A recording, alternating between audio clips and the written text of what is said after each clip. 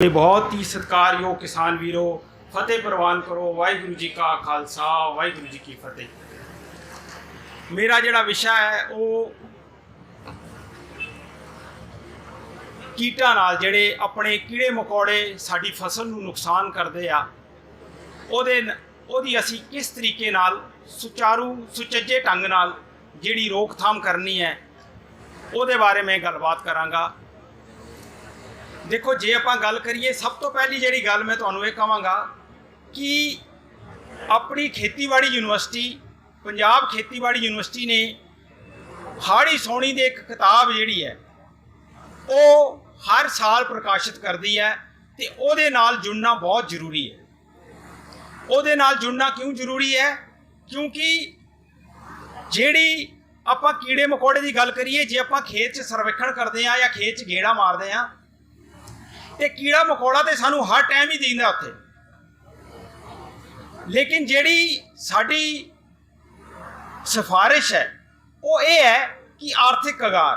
अज मैं थोड़ा जिहा जोर जिहड़ा वो पावांगा आर्थिक कगार कि एक कीड़े नूं आपां किस टाइम ते जिहड़ा है वो स्प्रे करना, किस टाइम ते उसदी रोकथाम करनी है।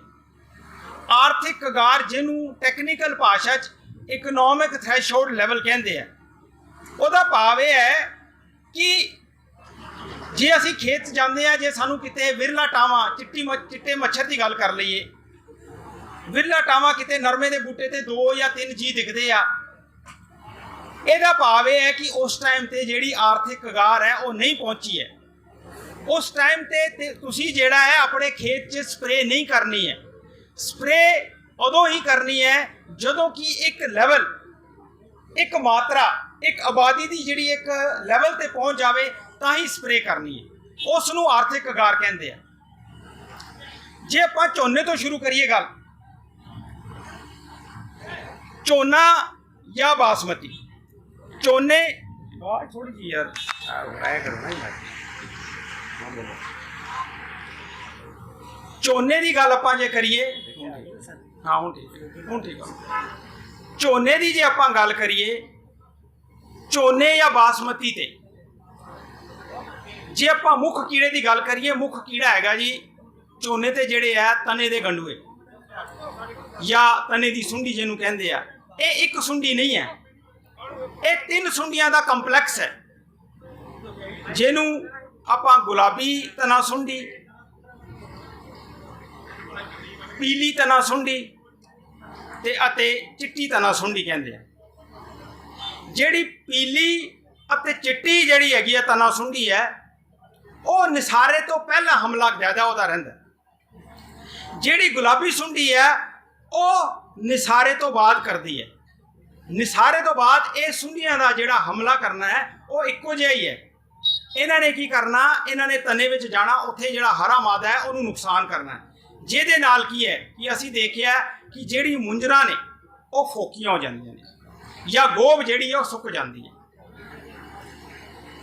हुण गल यह है कि बासमती विच भी यही कीड़े हमला करते हैं, लेकिन आर्थिक कगार का फर्क है। जे तुहानूं अपने खेत 'ਚ लगता है कि जिहड़ी तना सुंडी लगभग 5%, 100 चों 5 मुंजरां जिहड़ियां ने वो तुहानूं सुक्कियां लगदियां ने तां ही स्प्रे करनी है।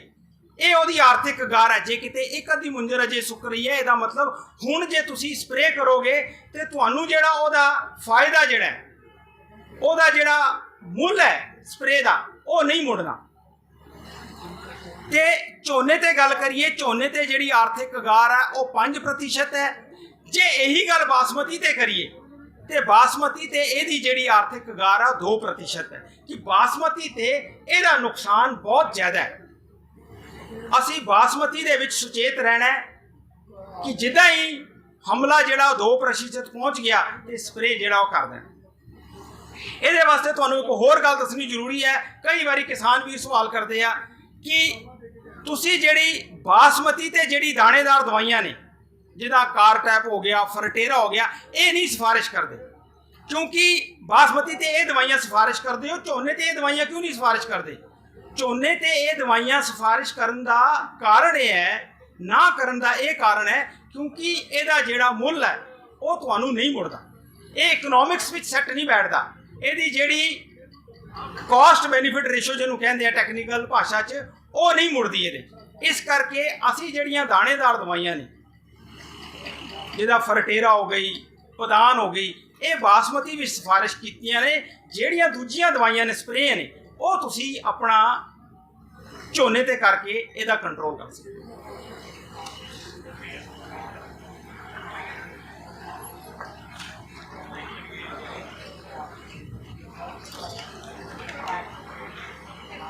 जे ਆਪਾਂ ਦਵਾਈਆਂ ਦੀ ਗੱਲ ਕਰੀਏ, ਦਵਾਈਆਂ ਆਪਣੇ ਕੋਲ ਕਾਫੀ ਨੇ। ਦਵਾਈਆਂ ਦਾ ਬਸ ਇੱਕੋ ਇਹੀ ਹੈ कि दवाइयां नू बदल बदल के करो। ये यूनिवर्सिटी हर बारी यही गल कहती कि यूनिवर्सिटी जिहड़ी दवाइयां दा प्रयोग है वो बदल के करो। क्यों कि कीटां विच इन्हां दे प्रति सहनशीलता आ जाती है। जे आपां इक्को दवाई नू, मैं तुहानूं एक दा इहदा बहुत वधिया उदाहरण देना, इहदा हैगा नरमे च जिहड़ी अमीडा कॉन्फिडोर सी। कॉन्फिडोर जिहड़ी है पहलां आपां 40 ग्राम जिहड़ी है 40 ml जिहड़ी है सिफारिश कीती सी। हुण कई बारी किसान कहते हैं जी 40 ml तो कुछ नहीं होता। वो कारण यही है कि कीड़ा जिहड़ा है टाइम नाल इहदे प्रति सहनशीलता जिहड़ी है उहदे च आ जाती है, जिहदे नाल फिर वो कंट्रोल नहीं होता। इस करके दवाइयां दा जिहड़ा बदल है वो बहुत जरूरी है। जे आपां इहदी गल करिए इहदे वास्ते साडे कोल कोराजन जिहड़ी है वो 60 ml, फेम दवाई जिहड़ी फ्लूबेंडामाइड है। देखो ध्यान वाली है, फेम जिहड़ी है वो 2 फॉर्मूलेशन आती है। एक आ जाती है फेम के नाम से फ्लूबेंडामाइड, ये जिहदी प्रतिशत हैगी 39.5% है। दूजी एक होर दवा वो भी फेम ही है जिन्हों टकूमी के नाम से आ रही है। ये तुसी 50 ग्राम वरतनी है। ये जिहड़ी है गल है कि दोनों दवाइयां इक्को ही तत्त है, लेकिन फॉर्मूलेशन ते जिहड़ी उहदी मात्रा है दवाई की, जिहड़ा असली तत्त है जिन्हें कीड़े नूं मारना है, उहदा फर्क है। इस करके मैं तुहानूं फिर यही गल कहांगा कि जिहड़ा खेती साहित्य है, जिहड़ी अपनी हाड़ी सोनी की किताब है, उहदे नाल जरूर जुड़ो। उहदे नाल जुड़न नाल ये फायदा होए कि किसान जदों दवाई लैण जांदे आ, कोई सिरदर्द की दवाई लैनी है, कालपाल लैनी है, प्रेस्टमाल लैनी है, प्रेस्टमाल 100 नां नाल आंदी है। इस करके तुहानूं भी पता होवे कि तुसी बेसिकली जदों आड़तीए कोल जा रहे हो कि किहड़ा साल्ट लैना है तुसी, वो तुहानूं ये कहे कि मैनू जी फ्लूबेंडामाइड जिहड़ा है साल्ट है वो चाहिए है, उहदे विच अपने कोल आ 2 जिहड़ियां फॉर्मूलेशन ने ये ने। इस तो अलावा 170 ग्राम जिहड़ा मोटार है उहदा भी अपना स्प्रे करके इस कीड़े तो जिहड़ी है ये जिहड़े तने दे जिहड़े गणूए ने, ठीक है, उन्हां तो निजात पा सकते हैं। इन्हां दे वास्ते मैं तुहानूं पहलां ही दस चुकी हां कि दाणेदार दवाइयां ने, जिद्दां कि 4 किलो फरटेरा, 4 किलो वाइब्रेंट, 10 किलो पदान या 6 किलो जिहड़ी हैगी रीएजेंट जिहड़ा फिप्रोनिल के नाम से आता है। इन्हां दवाइयां दी दाणेदार दवाइयां जिहड़ियां ने इहदा जिहड़ा छट्टा दे के उन्हां दी जिहड़ी रोकथाम कर सकते हैं। बस ये देखो, ये असीं किताब विच भी लिखिआ है कि जदों भी किसी भी दवाई का छिड़काव करना है, किसी भी दवाई का जिहड़ा इस्तेमाल करना है, अपने मूँह ते मास्क जे नहीं ला सकते, जिहड़ा तुहाडा साफे का एक लड़ है वो जरूर बन लो। जिहड़ियां दाणेदार दवाइयां ने इन्हां नूं छट्टा देण वेले ग्लव्स जरूर वरतो, क्योंकि ये दवाइयां जिहड़ियां ने ये साडे शरीर राहीं, साडे चमड़ी राहीं साडे शरीर च हौली हौली रिसदियां ने। हौली हौली रिस के ये हौली हौली जिहड़ी है टॉक्सिसिटी, दो किस्म की टॉक्सिसिटी होंदी है। एक तो हो गया कि जो किसी बंदे ते एकदम जहर दे विच संपर्क च आ गया तो एकदम उसका असर हो गया। एक होया कि उसका हौली हौली असर हो रहा है, जिन्हों क्रॉनिक टॉक्सिसिटी कहते हैं, कि जहर जिहड़ी है हौली हौली साडे शरीर च हवा राहीं किसी भी राहीं साडे शरीर। मैं तुहानूं एक ये गल मैं हर मंच ते कहना कि जिहड़ी जहर है उसका डोज बहुत जरूरी है। किसी भी चीज़ नूं, किसी भी तत्त नूं किहड़ी चीज़ ये प्रकृत करती है कि ये जहर है। देखो, एक बंदे नूं इत्थे बिठाए लूण का 1 किलो खवाओ, लूण का 1 किलो जहर है, लेकिन जे लूण का 1 चमचा तुसीं अपने सब्जी च पाता, वो जिहड़ा स्वाद है। इस तरह ही जिहड़ी असीं कीटनाशकां दीआं सिफारिश कीतियां ने डोज, वो डोज 3-3 4-4 साल का परखण किया होया है, उस तो बाद उन्होंने असी अपनी किताब च पाते हैं तो फिर ही क्योंकि वो जिहड़ा डोज है उसकी जिहड़ी इस तरीके नाल मित्र कीड़ियां नूं भी वो घट नुकसान करता है। उसकी जिहड़ी रहंद खून है क्योंकि जदों भी असी किते कोई दवाई का स्प्रे करते हैं, जे तुसी दवाई नूं पढ़ोगे उहदे ते लिखिया हुंदा है कि वेटिंग पीरीयड सन जिहड़ा हैगा, जदों तुसी स्प्रे कीता, भिंडी ते स्प्रे कीता या बताऊं ते स्प्रे करता, उस तो बाद कोई भी स्प्रे कीता ਉਹਦਾ एक वेटिंग पीरीयड होंदा है। वेटिंग पीरीयड ਜਿਹੜਾ है उस तो पहला ਅਸੀਂ ਉਹਨੂੰ सब्जी ਨੂੰ ਤੋੜਨ ਯੋਗ ਜਾਂ ਖਾਣ ਯੋਗ नहीं है। क्यों? क्योंकि ਉਹਨੇ टाइम 'ਚ ਉਹਦੇ ਵਿੱਚ ਜਿਹੜੀ ਰਹਿੰਦ ਖੂੰਦ है ਉਹ 10 दिन ਦਾ ਜੇ वेटिंग पीरीयड है, 10 दिन 'ਚ ਉਹ ਜਿਹੜਾ ਕੀਟਨਾਸ਼ਕ ਅਸੀਂ ਉਹਦੇ स्प्रे ਕੀਤਾ ਉਹਦੀ ਰਹਿੰਦ ਖੂੰਦ ਉਹ ਤੋਂ ਖਤਮ ਹੋ ਜਾਣੀ है, फिर ही 10 ਦਿਨਾਂ ਬਾਅਦ ਉਹ ਖਾਣ ਯੋਗ ਹੋ ਜਾਊਗਾ। ਇਸ ਕਰਕੇ ਇਹ ਬਹੁਤ ਜ਼ਰੂਰੀ ਚੀਜ਼ਾਂ ਨੇ। ਝੋਨੇ ਦੀ ਜੇ ਅਗਲੇ ਕੀੜੇ ਦੀ ਗੱਲ ਕਰੀਏ, ਪੱਤਾ ਲਪੇਟ ਸੁੰਡੀ, ਤੁਹਾਨੂੰ ਸਾਰਿਆਂ ਨੂੰ ਪਤਾ ਹੈ ਕਿ ਇਹ ਪੱਤਾ ਲਪੇਟ ਸੁੰਡੀ ਜਿਹੜੀ ਹੈ ਇਹ ਬੂਟੇ ਦਾ ਜਿਹੜਾ ਹਰਾ ਮਾਦਾ ਖਾਂਦੀ ਹੈ, ਚਿੱਟੀਆਂ ਧਾਰੀਆਂ ਜੀ ਪਾ ਦਿੰਦੀ ਹੈ। ਇਹਦਾ ਇੱਕ ਬਹੁਤ ਅੱਛਾ ਤਰੀਕਾ ਜਿਹੜਾ ਕੰਟਰੋਲ ਕਰਨ ਦਾ ਉਹ ਇਹ ਹੈ ਕਿ ਅਜੇ ਅਗਰ ਝੋਨਾ ਨਿਸਾਰੇ ਤੇ ਨਹੀਂ ਹੈ ਤੇ ਨਾਰੀਅਲ ਵਾਲੀ ਰੱਸੀ ਜਾਂ ਮੁੰਜ ਦੀ ਇੱਕ ਰੱਸੀ 20 ਤੋਂ 30 ਮੀਟਰ ਰੱਸੀ ਜਿਹੜੀ ਹੈ ਉਹ ਇੱਕ ਸਿਰੇ ਤੋਂ ਦੂਜੇ ਸਿਰੇ ਖੇਤ ਦੇ ਫੜ ਲਓ ਤੁਸੀਂ। ਲੇਕਿਨ ਝੋਨਾ ਇੱਕ ਕੰਡੀਸ਼ਨ ਹੈਗੀ ਹੈ, ਝੋਨਾ ਨਿਸਾਰੇ ਤੇ ਨਹੀਂ ਹੋਣਾ ਚਾਹੀਦਾ। ਲੈ ਕੇ ਤੁਸੀਂ ਇੱਕ ਪਾਸੇ ਫੇਰ ਕੇ ਜਾਓ, ਫਿਰ ਵਾਪਸ ਮੁੜ ਜਾਓ ਤੇ ਜਿਹੜੀ ਵੀ ਪੱਤਾ ਲਪੇਟ ਸੁੰਡੀ ਹੋਊਗੀ ਉਹ ਨੀਚੇ ਡਿੱਗ ਜਾਣੀ ਹੈ ਪਾਣੀ 'ਚ। ਇਹ ਬਹੁਤ ਵਧੀਆ ਕੰਟਰੋਲ ਹੈ ਇਹਦਾ।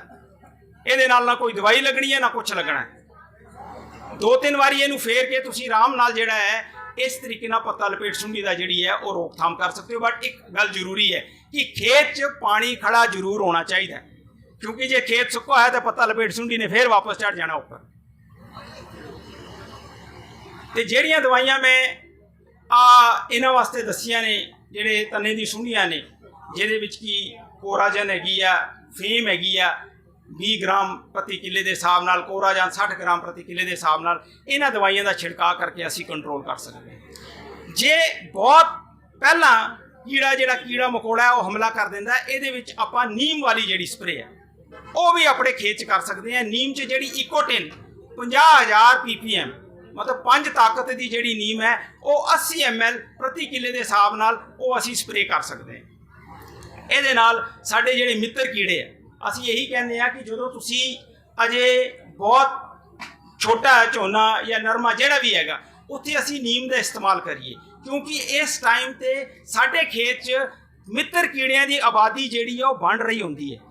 ਜੇ ਅਸੀਂ ਹੁਣੇ ਹੀ ਜਿਹੜੇ ਸਖਤ ਦਵਾਈਆਂ ਨੇ ਉਹਨਾਂ ਦਾ ਸਪਰੇ ਕਰ ਦਾਂਗੇ ਤੇ ਮਿੱਤਰ ਕੀੜਿਆਂ ਦੀ ਆਬਾਦੀ ਇੱਕਦਮ ਰੁਕ ਜਾਣੀ ਹੈ ਤੇ ਇਹ ਜਿਹੜਾ ਸਾਨੂੰ ਫਿਰ ਨੁਕਸਾਨ ਕਰਨਗੇ। ਮਿੱਤਰ ਕੀੜੇ ਕੁਦਰਤੀ ਤੌਰ ਤੇ ਲਗਭਗ 30 ਤੋਂ 40% ਜਿਹੜਾ ਹੈਗਾ ਆਪਣੇ ਖੇਤ 'ਚ ਜਿਹੜੇ ਨੁਕਸਾਨ ਦੇਣ ਵਾਲੇ ਕੀੜੇ ਨੇ ਉਹਦਾ ਆਪ ਹੀ ਕੰਟਰੋਲ ਕਰ ਲੈਂਦੇ।